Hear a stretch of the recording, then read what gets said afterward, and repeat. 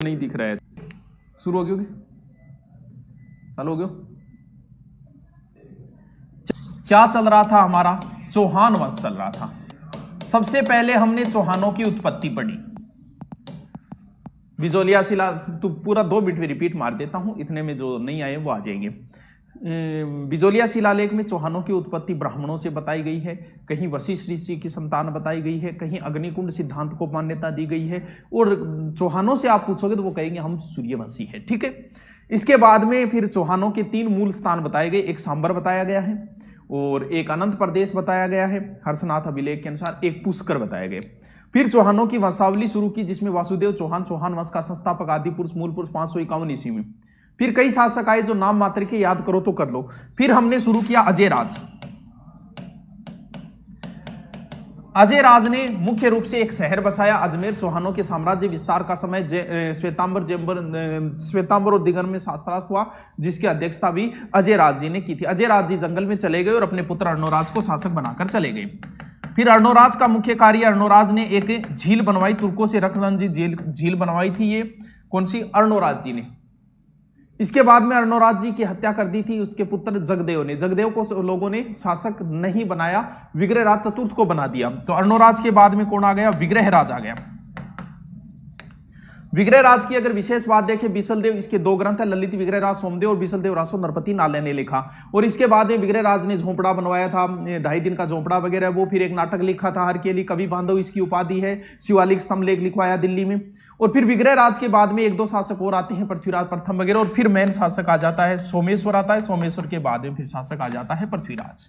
ये लो, आज हम चौहान वंश के अंतिम प्रतापी शासक का जिक्र करेंगे, जिसका नाम है पृथ्वीराज चौहान, ठीक है। ये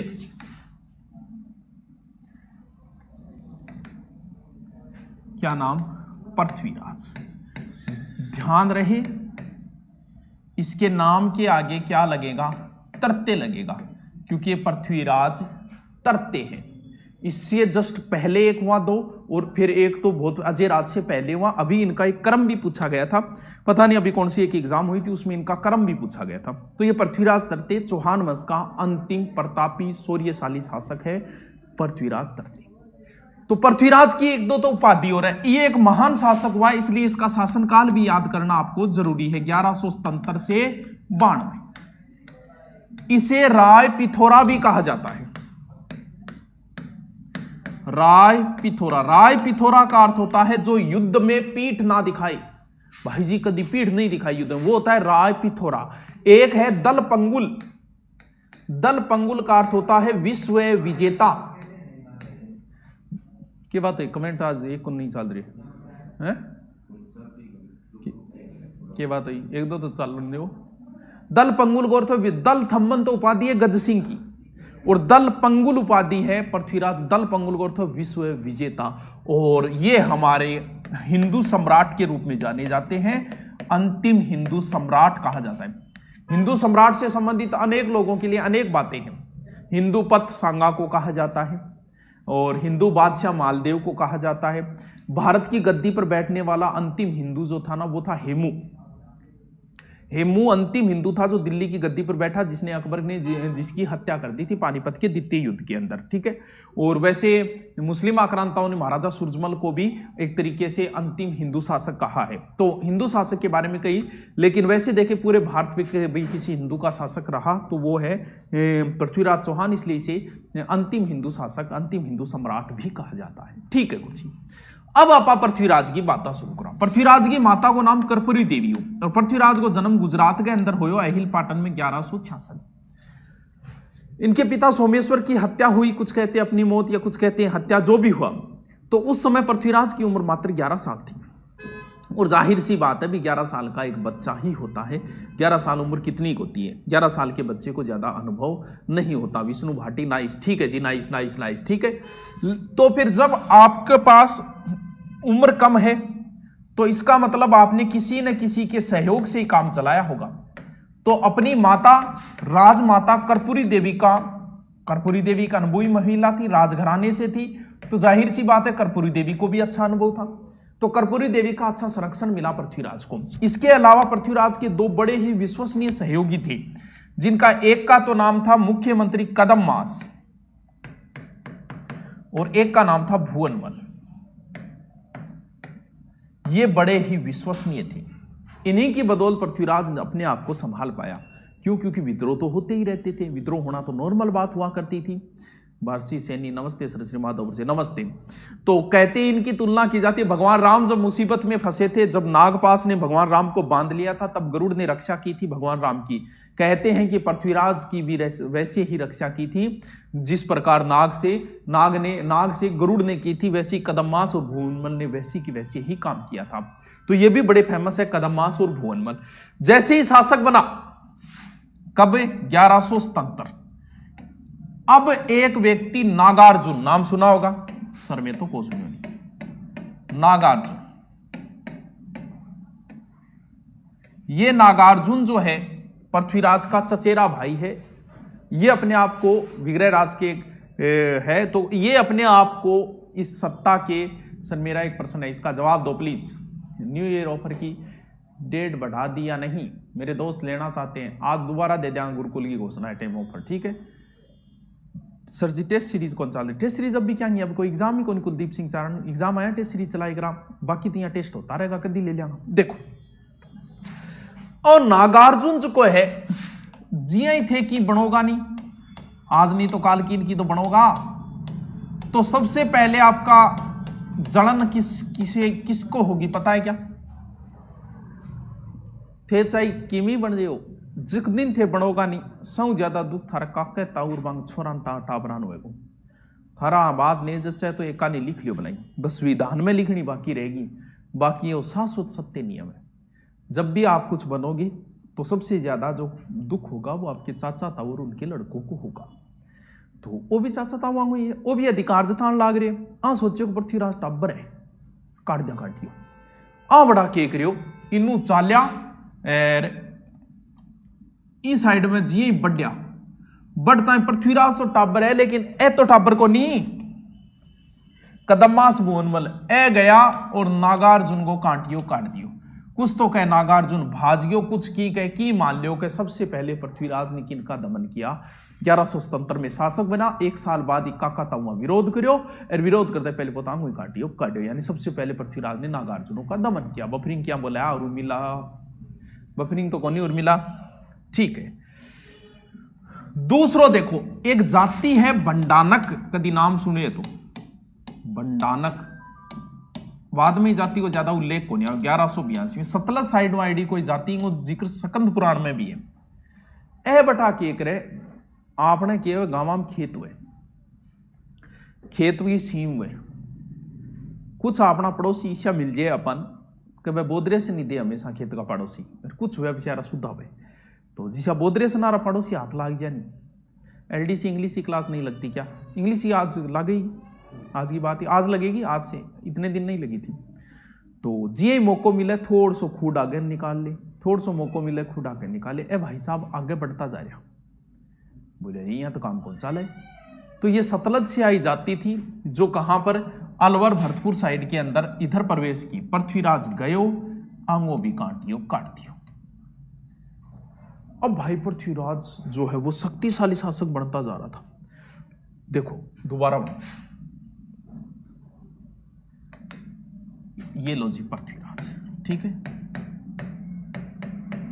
शासनकाल 1177 से 92।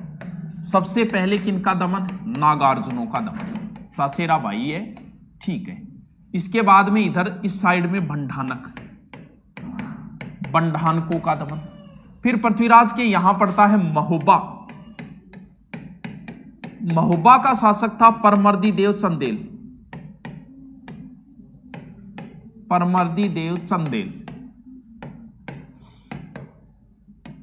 यहां पड़ता है कन्नौज का शासक था जयचंद गहड़वाल। और यहां पड़ता है गुजरात का शासक था भीमदेव सेकंड। ये था चालुक्य। ये प्रश्न एग्जाम में पूछा जा चुका है। सर क्या पूछियो? एग्जाम सेकंड ग्रेड में पूछा था कि पृथ्वीराज के समय गुजरात का शासक कौन था? गुजरात का चालुक्य, चौहान चालुक्य पता है, 4 जातियां की उत्पत्ति, तो अभी राजपूत है। तो चालुक्य और चौहाना की लड़ाई लगभग रही, ये पृथ्वीराज चौहान तक की रही है। अब थोड़े सो यहां समझौतों सो हुए। देखो पृथ्वीराज चौहान को दिमाग के अंदर लाओ।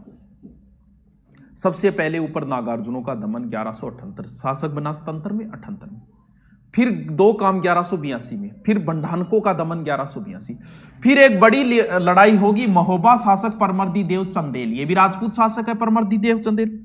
घटना के घटे देखो थे, परमर्दी देव जो को चंदेल है वो थोड़ो सो उड़ता तीरिया लेने की आदत होयो के एक दिन पृथ्वीराज की इंगे दो सेनापति बहुत फेमस है, एक को नाम हो आला और एक को नाम उदल। जब तक आला उदल है तब तक क्यों टेंशन ले हुआ परमर्दी देव। आला और उदल सा गए कोई अणबण होगी, वीर सेनापति जो अपने राजस्थान में जयमल राठौर फतेह सिसोदिया नहीं बीआई एमपी साइड में पूजी जय बीआई आंगी प्रतिष्ठा है बी साइड में आला उदल की। आला उदल कोई वजह नाराज हो गए, जयचंद गहड़वाल कर चला गया। क्यों नाराज हो गए? परमर्दी देव चंदेल तो बाइडेगन डंगा सेनापति तो है ही कोई, उड़ता तीरिया लेने की आदत। अब क्यों हो कि इस साइड एक दिन पृथ्वीराज की कोई सेना आ रही घायल सैनिक का मौबा मां करा रहा कोई पानी पुनी मांगियो पीण खातर थकेड़ा सैनिक का बटे वहां सैनिका ने मरवा दिया। मरवाता ही पृथ्वीराज ने चाल लिया पतो बोले यार बहुत कूदन लग गया और तू तो बहुत उछल रही है। चलो पृथ्वीराज ने ली सेना और सेना लेके पृथ्वीराज सिरसा और सिरसा से सीधा डेरा डाला नारायणा। भाई साहब की हालत खराब। अब लड़ाई में तो भी नारायणा पड़े मऊबा की सीमा, दुश्मन मऊबा की सीमा बढ़ गई। अब भाई साहब इन्हों रवाना आया, याद आई कि आला रुदल की बोल जे आज बे होता तो भीमरी बुला देता। चलो ईशा वीर सैनी कैद भेजो निमंत्रण भेजा। आला रुदल नटिया भाया उड़ता तीरिया तू लिया तू सल्टा, मैं तो ये निकाल दिया, मैं तो ये आ गया तेरे दरबार छोड़िए, हम नहीं जाएंगे। बोले यार ये क्या करा जद बतावे परमर्दी देव चंदेल आला रुदल की माखन गयो बोल माता जी ये राजी करो गलती होकी रोकी। तो आगे माता ने समझायो कि बेटा देश बड़ोकी को लिए आज देश पर संकट आ रहे, आज थे नहीं आओगा नहीं तो इतिहास में अमर नहीं हो पाओगा। तो मां के कहने पर आला रुदल आए। तो परमर्दी देव लड़ रहा था उस समय आला रुदल पहुंचे और वहां पर तो आला रुदल के बहुत गीत गाए जाते हैं। आला रुदल बड़े फेमस है वहां, जयमल और राठौड़ फतेह सिसोदिया कल्ला राठौड़ की तरह फेमस है वहां। आला रुदल बड़ी वीरता से लड़े। कहते हैं कि उनको लड़ते हुए एक कवि ने देखा था जगनिक ने। तो जगनिक ने इनके लिए एक लाइन लिखी कि 12 बरस कुकर जिए 13 बरस सियार, बरस 18 क्षत्रिय जिए बाकी जीवन धिकार। ये लाइन आज भी चलती है, बड़ी फेमस लाइन है। 12 बरस कुकर जिए 13 बरस सियार, बरस 18 क्षत्रिय जिए बाकी जीवन धिकार। तो ये लाइन इनके लिए किनके लिए कही गई है? आला और उदल के लिए ये बात कही गई है। आला उदल वीरगति को प्राप्त हुए, महोबा पर पृथ्वीराज का अधिकार हो गया और महोबा को पृथ्वीराज ने किसको सौंपा? अपने सेनापति पंजुन राय को सौंप दिया। अब देखो जयचंद गहड़वाल भी पृथ्वीराज को मोसेरो टाबर यानी भाई है दोनों आपस में। अब एक कहानी और घटे, ए दोनों भी आपस में झगड़ो वेगो कि वो जयचंद गहड़वाल और पृथ्वीराज चौहान को। कई कारण है। इधर पड़े दिल्ली पर किसका अधिकार था? पृथ्वीराज चौहान का ही था। जयचंद गहड़वाल भी टेम को बहुत शक्तिशाली शासक मानी जाए, तकड़ो शासक मानी जाए जयचंद गहड़वाल। अब देखो दो प्रतिद्वंदी बराबर खड़े हो रहे हैं तो जाहिर सी बात है लड़ाई झगड़ा जलन तो होगी। दो बराबर वालों में से एक आगे निकल जाए तो समझ लेना दूसरा आपसे जलन करनी शुरू कर दी है, बस प्रत्यक्ष रूप से कह नहीं पाया हो। तो जाहिर सी बात है जलन तो आगे बीच में होनी।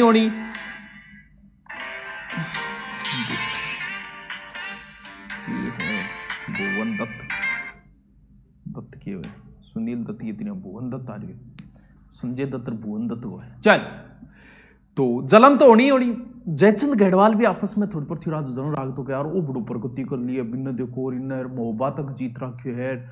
तो इन पीछे अंग विवाद को देखो, मेन विवाद को कारण भला ही भीमदेव सागर पृथ्वीराज को विवाद हो, भले ही जयचंद गहड़वाल से विवाद का कारण हमेशा ही सीमाएं रही है। जहां पर दो देशों की सीमाएं मिलेगी वहां पर झगड़ा कन्फर्म होगा।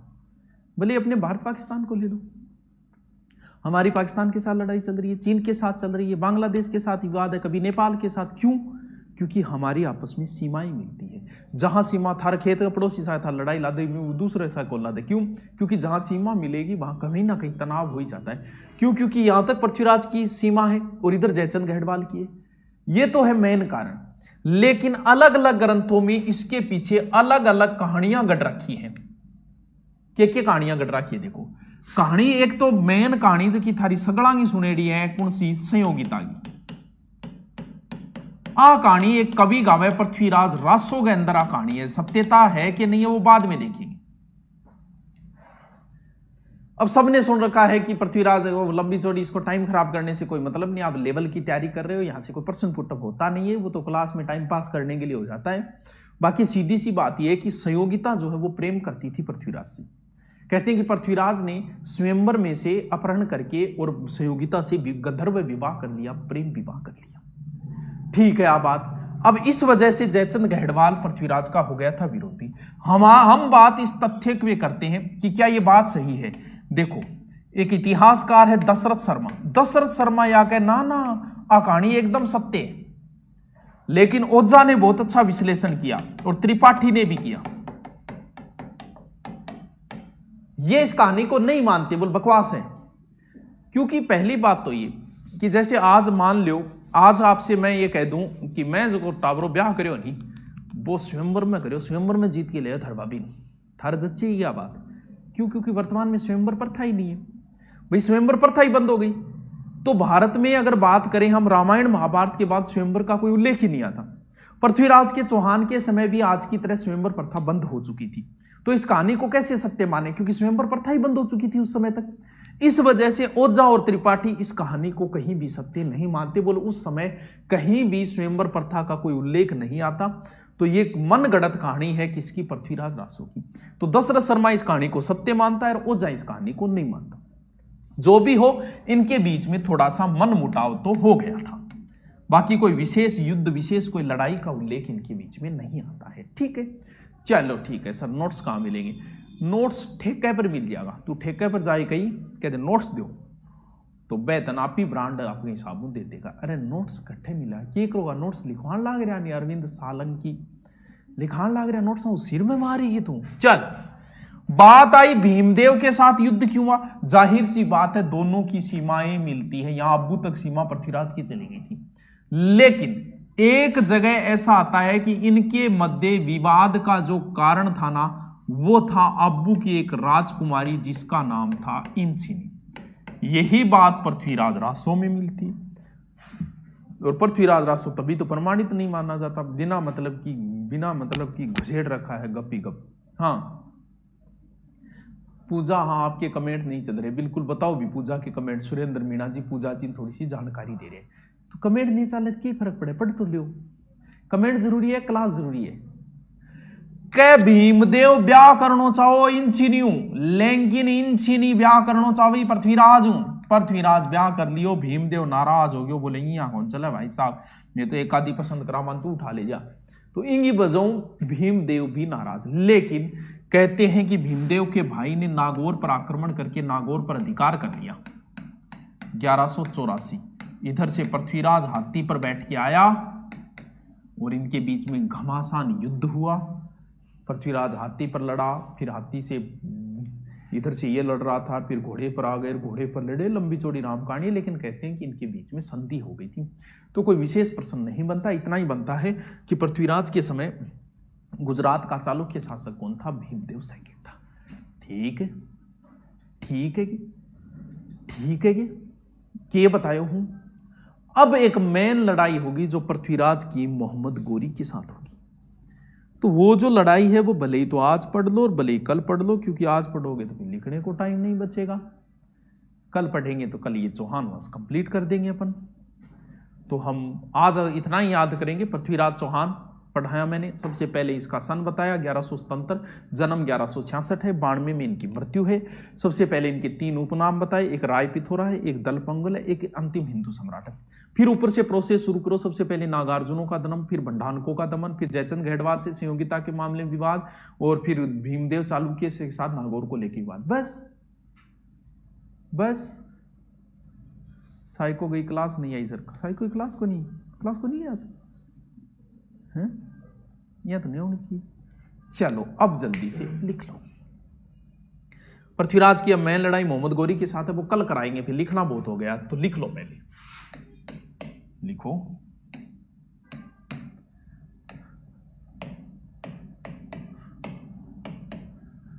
पृथ्वीराज करते 1177 से 92, ठीक है। पिता सोमेश्वर, ठीक है। माता कर्पूरी देवी,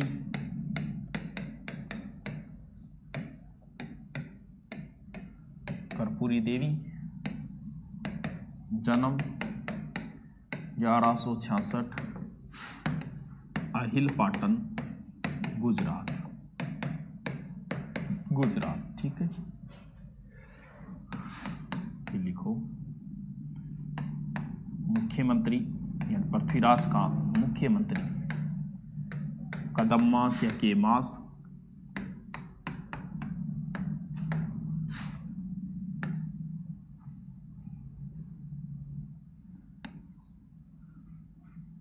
के मास, और मुख्यमंत्री बाद सेनापति भुवनवन,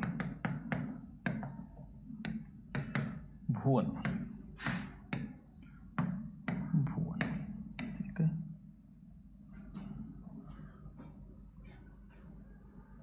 फिर लिखो उपनाम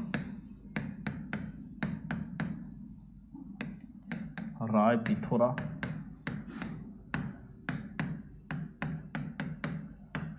दलपंगुल,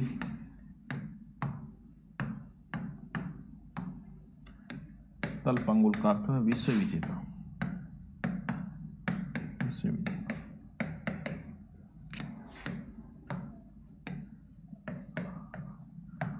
दलथम्मन उपाधि गज सिंह की है, गज सिंह की है। गज सिंह कौन है जी? गज सिंह जोधपुर का शासक, तीसरो हिंदू सम्राट,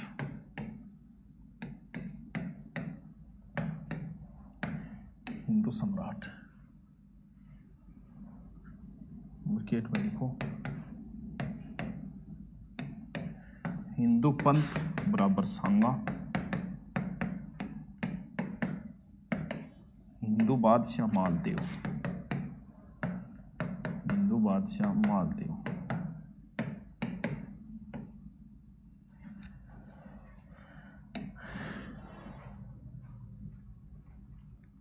पूजा का दिमाग सटक गया, क्यों सटक, क्यों पूजा का दिमाग?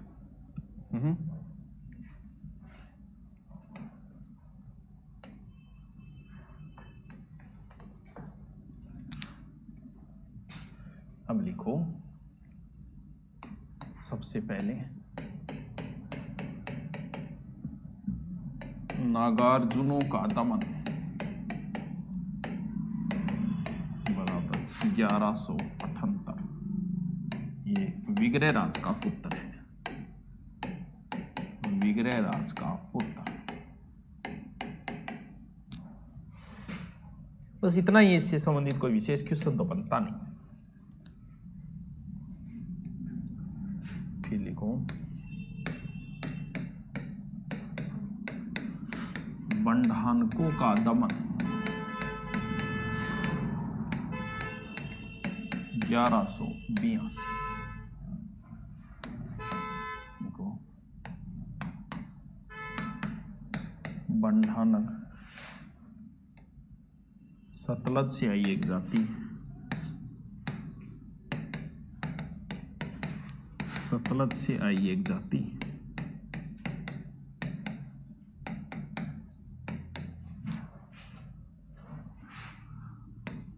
बस इतना ही देखो, पृथ्वीराज ने दमन किया, पृथ्वीराज ने दमन किया। सर बीएसटी से अंग्रेजी शिक्षण अभिरुचि क्लास नहीं लग रही है, अंग्रेजी की आप लगेगी क्लास, कहेंगे बीएसटीसी है, थी आप क्या बीएसटीसी है, ठीक है। लिखो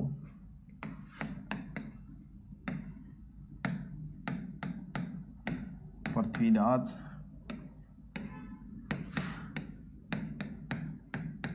दिग्विजय नीति।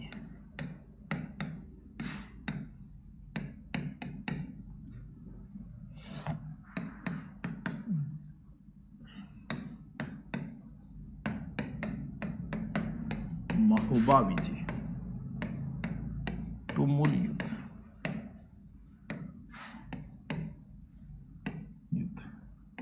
ठीक है, 1182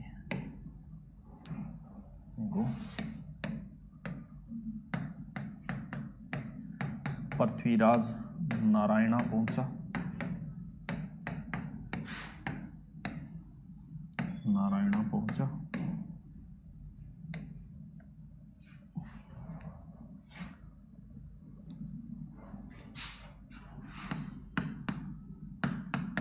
महोबा शासक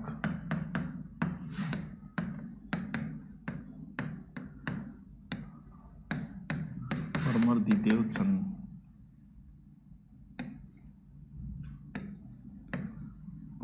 देव चंदेल के सेनापति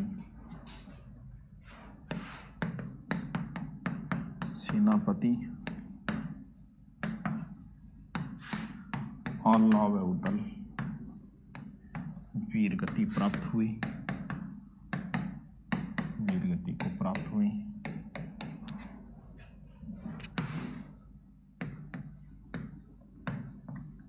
पृथ्वीराज ने महोबा पंजुन राय को सौंपा।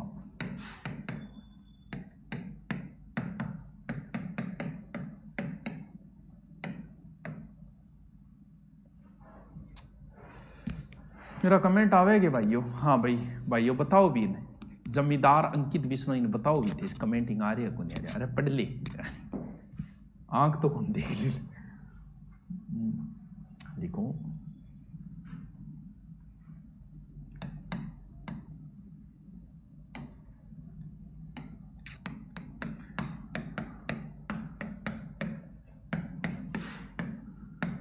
कवि जगनिक ने अलाउद्दीन के लिए लिखा,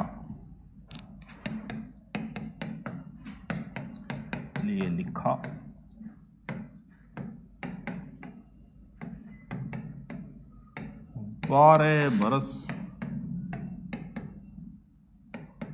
cooker dot dot dot dot dot कर देना, याद आ जाएगी, पूरी लाइन लिखने की जरूरत नहीं है।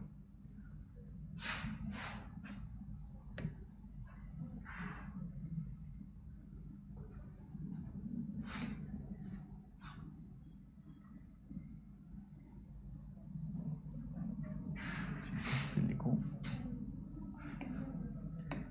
2 नंबर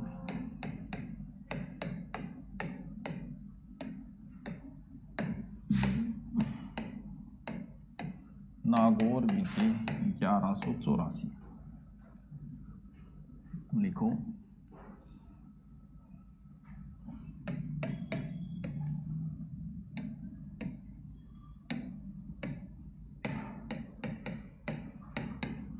पृथ्वीराज समय गुजरात का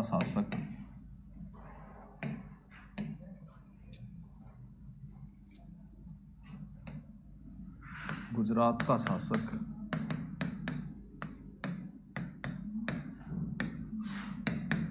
भीमदेव सेकंड चालुक्य था। भीमदेव के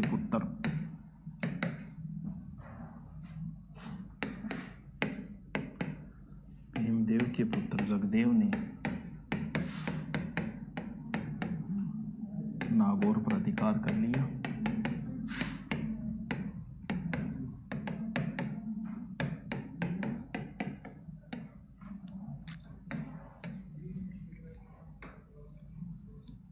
नागौर पर अधिकार कर लिया। चौहान और चालुक्य मध्य संधि हो गई।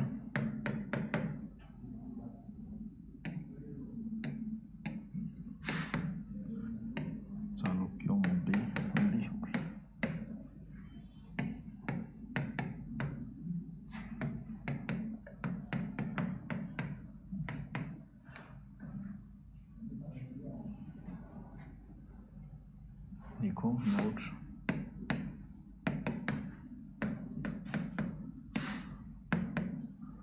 पृथ्वीराज रासो अनुसार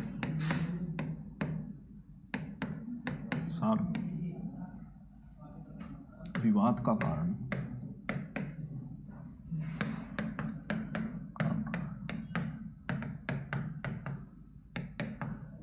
अबू की राजकुमारी इंचिनी थी।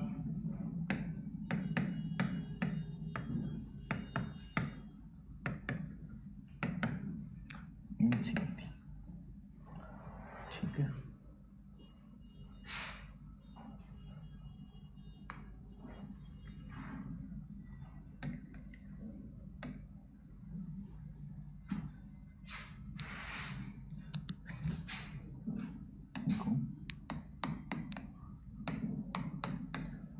चौहान गहड़वाल संघर्ष।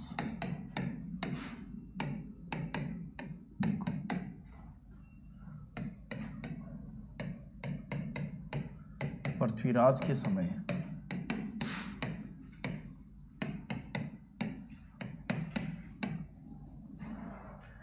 कन्नौज का शासक जयचंद गहड़वाल था।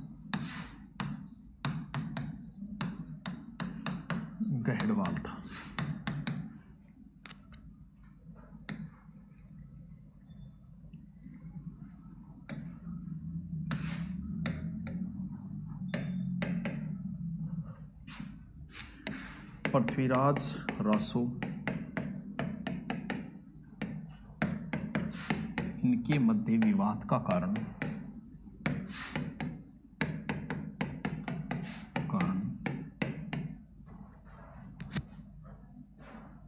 संयोगिता को बताया है,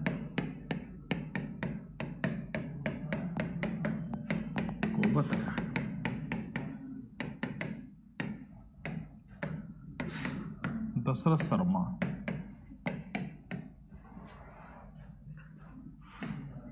इस कहानी को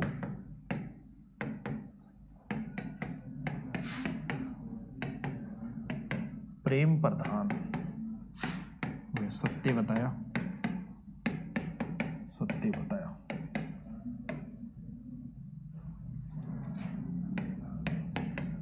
डॉक्टर ओझा व त्रिपाठी इसे काल्पनिक बताते हैं।